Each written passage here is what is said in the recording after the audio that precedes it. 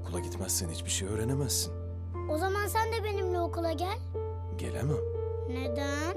İşim var. Senin işin ne? Vatana hizmet etmek. Vatan, vatan, vatan. Neymiş bu vatan arkadaş ya?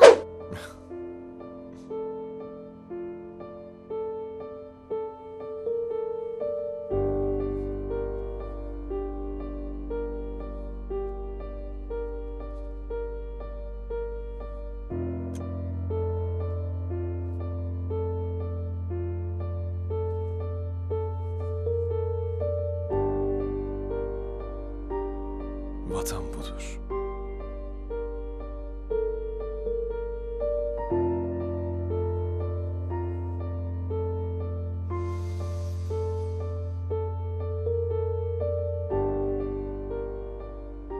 Ana yüreğidir vatan.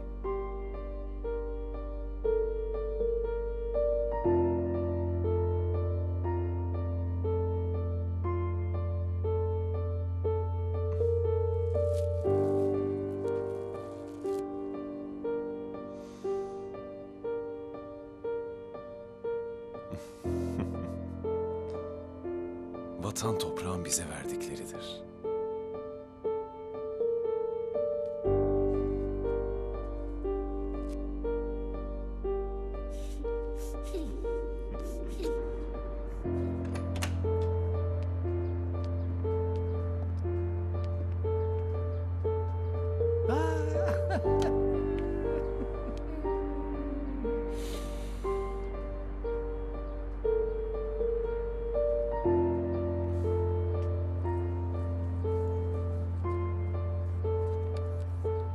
Vatan, toprağın bize verdiklerine karşı ona hizmet etmektir.